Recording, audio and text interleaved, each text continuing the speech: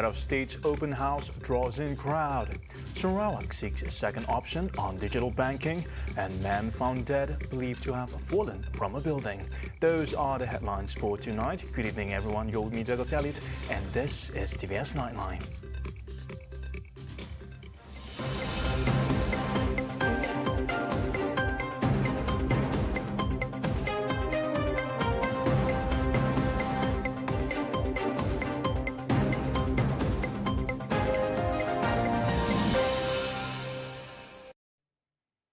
Much like the rest of the nation, Sarawakians were abuzz, with many expressing shock and stress due to the last-minute preparations that needed to be done in conjunction with the first day of Hari Raya. Most apparent was the mad rush to get all the shopping, cooking and other errands settled in one night. That experience summed up what many Malaysians were doing after the official announcement of the earlier-than-expected Hari Raya AIDILFITRI on Sunday. According to a housewife, Rosmina Abdullah, her family and herself spent the wee hours defrosting beef and chickens to cook for guests. Tapi kami tetap persiapan lang tetap berjalan lancar lah. Walaupun tak tidur dari pagi dari mari sampai ke kini tu, dan semua persiapannya semua okey. Memasak memang semua ada semua. Tak sama sate pun ada. She also recalled a funny moment whereby her husband had forgotten that today was no longer the fasting period, as he argued with her that they should not be having breakfast. Pergi kedai, mau pergi pasar beli na yang beli dak daging dak apa ina. Kena last minute bila mak. When asked about the sudden change of the date of celebration, Rosmani said usually Raya would fall a day later than predicted, but this year turned out differently. She was also happy and content that her family members are able to return to her hometown despite being affected by last night's announcement. Meanwhile, our very own anchor, Cheryl Shaminato, described the announcement last night caught her off guard as she went about with her last-minute Hari Raya preparations. Prior to the last-minute Raya announcement last night, we actually found out that it was Raya during dinner time. So coincidentally, we were at the shopping mall, and it was just the right timing to prepare all the preparations for Raya and all the necessities, and especially my clothes, which are right now just picked up the night before. And fortunately, everything went smoothly as usual. As you can see, all the condiments and preparations, and most importantly is that we get back to our loved ones together again this year in a more merry season. After 2 years of absence, Sarawak Head of State His Excellency Tun Pehin Sri Abdul Taib Mahmud and wife Tuh Puan Datuk Petinggi Ragat Kurdi Taib welcome back visitors to the annual Hari Raya Open House. Held in grand occasion at Borneo Convention Centre, Kuching, BCCK, the site is welcome relief for those in attendance as the country now shifts into the transition to endemic phase. The list of guests include Premier of Sarawak, Datuk Petinggi Tan Sri Abang Johari Tun Openg, and his deputies, namely Datuk Amar Douglas Uga Umbas, Datuk Amar Awang Tengah Ali Hassan, and Datuk Sri Dr. Sim Kui Hian. Also in attendance were cabinet ministers, parliament members, state assemblymen, and other dignitaries. Members of the public from all walks of life were seen arriving at the venue as early as 10 a.m., even though the event only started at 11 in the morning. Despite the relaxation of COVID-19 measures, the open house celebration was held in compliance with the festive standard operating procedures (SOP). Turning heads at the TYT Hari Raya Open House today was Marshmallow, a cockatiel owned by actor Carl Iselin. American national Carl wishes to experience Sarawak's hospitality by going to an open house and described the AIDILFITRI celebration as timely since he has been residing in Sarawak for the past 2 years when the pandemic happened. Well known for his roles in Shaolin, Waiting in Beijing, and The Last Hour, Carl said he knew about the open house from the locals. This one, my neighbor told me about it, and my neighbor said, are you going to Twins Open House? And I said, no, what is it? And she said, you should go. It's at the Borneo, or I think she said it's BCCK maybe or something. And I was like, what BCCK? She said Borneo Convention Center. I said, oh, is it near the yacht club? She said yes. And then I said, oh, it's too bad. I wish it were at the big castle. I always wanted to go in the castle. And she said before it was at the castle, but now because of COVID, maybe they have to move it here.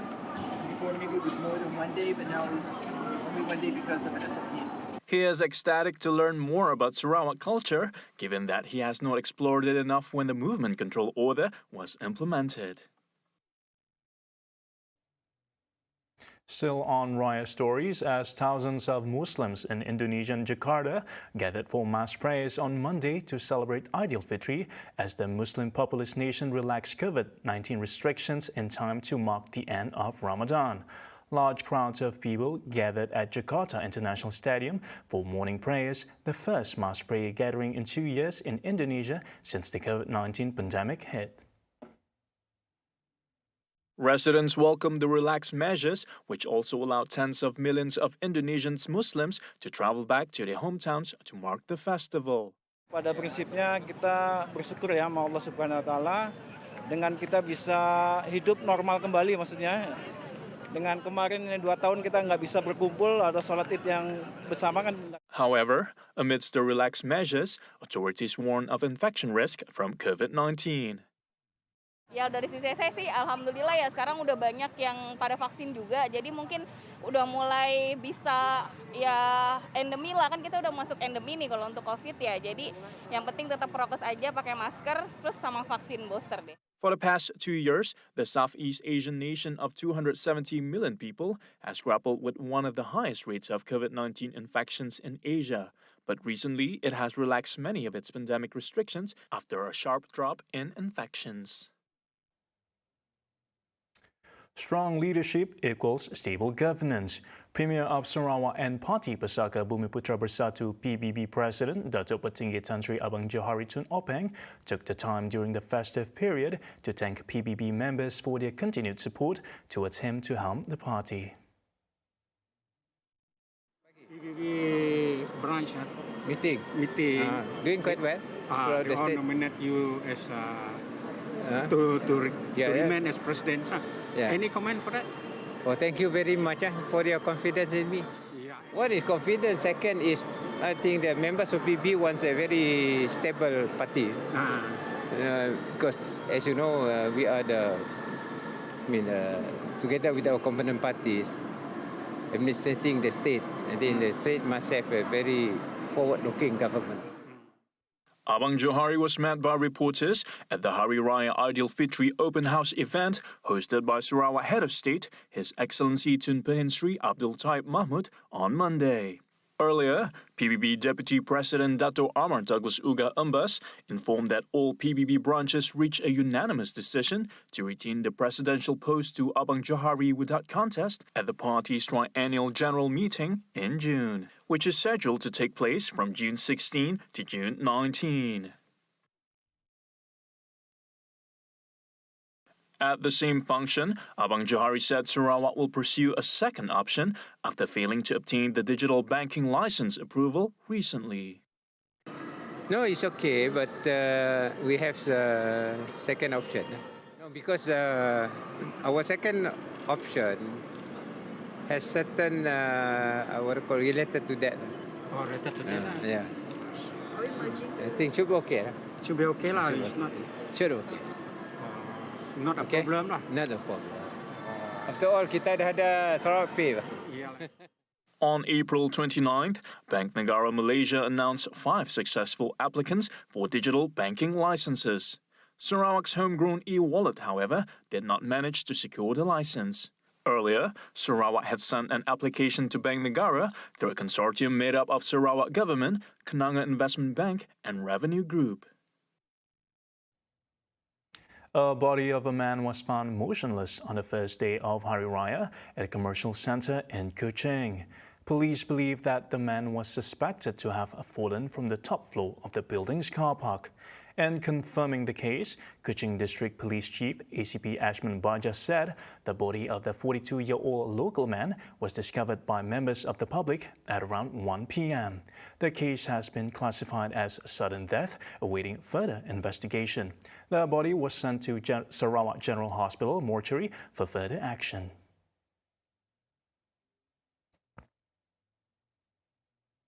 And coming right up after the break, Ministry of Health expects spike in COVID-19 cases after AIDILFITRI, and New Zealand welcomes travelers from 60 countries.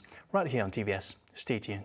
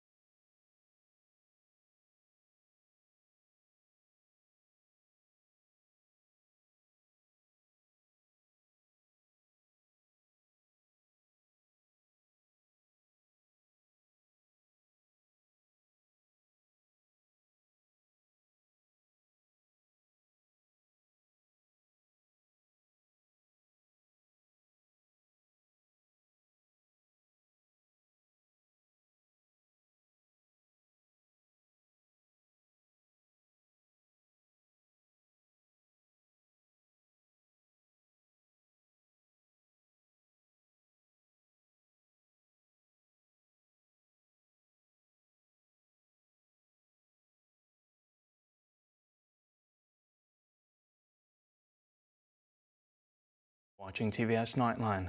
Nado Yang di-Pertuan Agong Al-Sultan Abdullah Riyatuddin Al-Mustafa Bilal Shah and the Raja Permaisuri Agong Tunku Azizah Aminah Maimunah Iskandaria performed Aidilfitri prayers at the Federal Territory Mosque today. Their Majesties arrived at the mosque at around 8:14 a.m. accompanied by their daughter Tunku Putri Afzan Aminah Hafizatullah. Grand Imam of the Federal Territory Mosque, Muhyiddin Aziz Sa'ari, led the prayers. Also participating in the Aidilfitri prayers were Prime Minister Dato Sri Ismail Sabri Yaakob, who arrived at the mosque at 8:07 a.m., members of the Cabinet and Deputy Ministers, along with their spouses as well as members of the public, have also joined the congregation. This is the first time the Yang di-Pertuan Agong performed the Aidilfitri prayers outside the Istana Negara. Prior to this, their Majesties performed the Aidilfitri prayers at Istana Negara following the implementation of the Movement Control Order MCO nationwide in the past 2 years. The prayers were conducted in accordance with the new guidelines on the relaxation of standard operating procedures SOPs in mosque and surau. Di dalam bangunan masih lagi memakai mask. Diwajibkan, tetapi di luar bangunan dalam keadaan di kawasan terbuka seperti ini tidak lagi memakai mask. Tapi saya lihat sewaktu saya datang tadi, ramai yang datang berjalan kaki ke masjid ini masih lagi memakai mask. Bermakna rakyat masih lagi berhati-hati dan menjaga dan mengawalkan diri untuk kesihatan diri dan anak dan keluarga masing-masing. Ya, jadi alhamdulillah lah. Kita tak, walaupun diberi kebebasan, tidak terlalu terbuka bebas dan masih lagi berhati-hati. The Aidilfitri sermon, titled Kemenangan Menuju Keredaan, among others, called on Muslims in the country to exercise self-control and complete vaccination, including booster doses and vaccinations for children to reduce the risk of more severe COVID-19 infections. Before leaving, Al-Sultan Abdullah spent time exchanging greetings with the congregants. The Prime Minister also spent time with the congregants. Their Majesties left the mosque at about 9:15 a.m. It was followed by Ismail Sabri and the cabinet members as well as deputy ministers. In this Hari Raya Aidilfitri celebration, the people have been advised not to forget the less fortunate who need help as to share the joy of the celebration. Deputy Premier Dato' Amar Awang Tengah Ali Hassan said the joy of Aidilfitri celebration should be reflected in the faces of all, regardless of ranks and positions. He also reminded others not to forget the poor, disabled, orphans, single mothers and senior citizens during this festive season. Meanwhile, Awang Tengah urged all Muslims who are taking the opportunity to return to their hometowns for the holidays to comply with the COVID-19 standard operating procedures. After 2 years of struggling with the COVID-19 pandemic and the need to comply with the standard operating procedures, Awang Tengah said that the state has been given some leeway after the country enters into transition to the endemic phase effective April 1st. He said this Hari Raya Aidilfitri celebration will definitely be a relief to all Muslims in the state. Peluang ini membolehkan kita untuk balik ke kampung halaman, untuk mengunjungi ahli keluarga, sanak saudara dan sahabat handai kita yang telah lama terpisah. Kepada mereka yang akan pulang ke kampung halaman, saya berharap agar kita semua akan senantiasa berhati-hati dalam perjalanan supaya sampai ke destinasi dengan selamat. Awang Tengah will also host an open house at Hotel Seri Malaysia in Lawas on the third day of Hari Raya from 9 a.m. to 4 p.m. Kuching on Sunday night welcomed back the reinstated direct flight from Brunei. The Royal Brunei Airlines Flight 855 touched down safely at Kuching International Airport at around 8:40 p.m.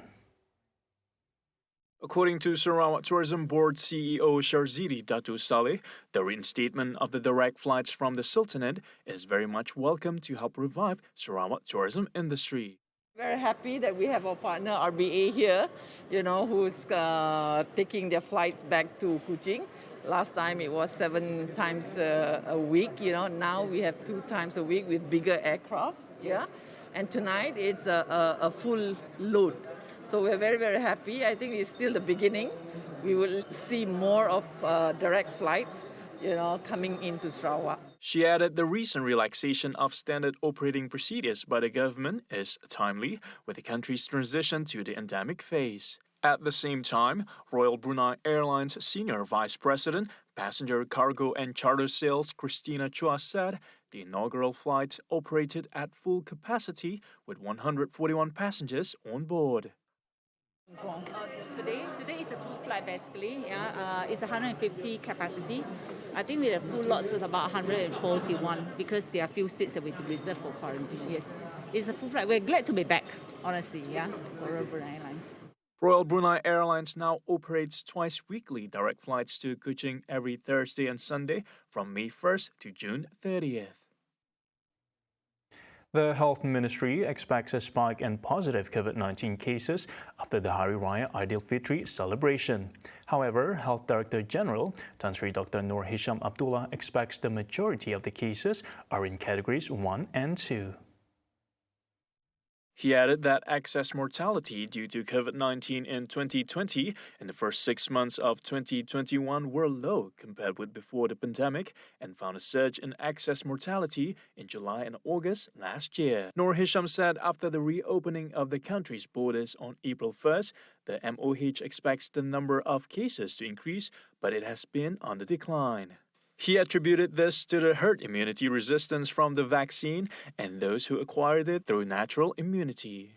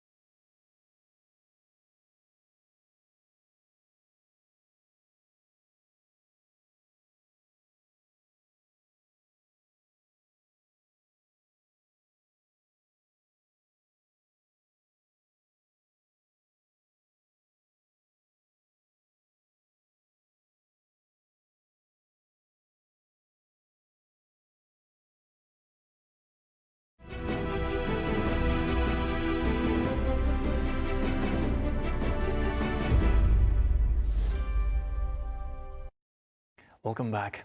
Now, South Korean health authorities on Monday have lifted an outdoor mask mandate in its latest step to relax COVID-19 rules as COVID-19 cases in the country drop.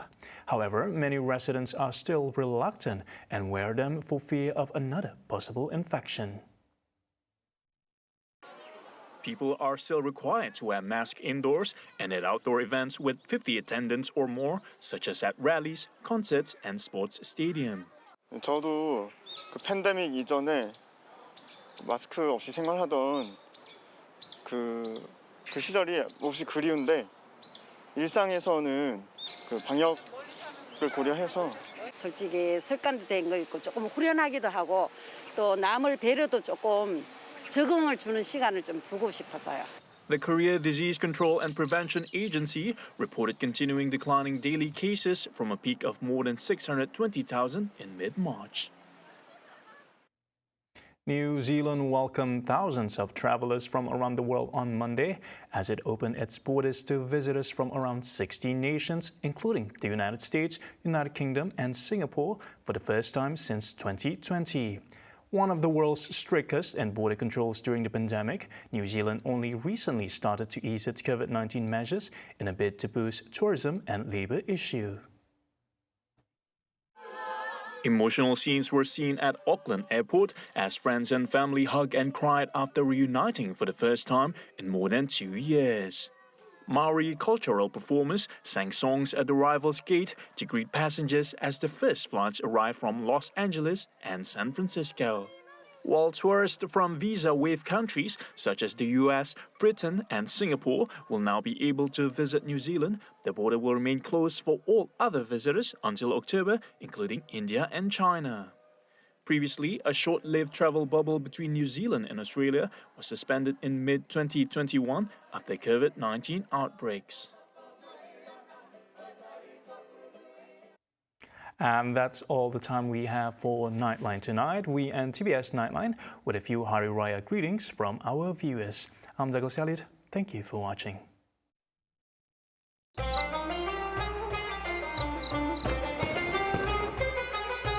Kami warga PDRM Kontingen Sarawak ingin mengucapkan Selamat Hari Raya Aidilfitri. Maaf zahir dan batin. Selamat Hari Raya Aidilfitri. Maaf zahir dan batin kepada semua rakyat Malaysia, khususnya rakyat Sarawak. Saya ucapkan selamat Hari Raya maaf zahir dan batin kepada masyarakat di negeri Sarawak. Kami ingin mengucapkan selamat Hari Raya Aidilfitri kepada semua yang mengenalilah dan seluruh umat Islam yang merayakan Hari Raya. Saya mengucapkan selamat Hari Raya maaf zahir dan batin kepada semua rakyat Malaysia terutamanya yang berada di negeri Sarawak. Saya Cikgu Iqmal ingin mengucapkan selamat Hari Raya Aidilfitri maaf zahir dan batin kepada semua warga SK Batu Fermin. Selamat Hari Raya. Selamat Hari Raya maaf zahir dan batin. Saya ingin mengucapkan selamat Hari Raya Aidilfitri maaf zahir dan batin kepada seluruh penduduk negeri Sarawak. Saya ingin mengambil peluang ini juga mengucapkan selamat Hari Raya Aidilfitri mewakili Kementerian Utiliti dan Telekomunikasi Sarawak. I wish to say selamat Hari Raya to all the Muslim who celebrate Raya. Kami warga kerja JPJ Sarawak ingin mengucapkan selamat Hari Raya Aidilfitri. Maaf zahir dan batin.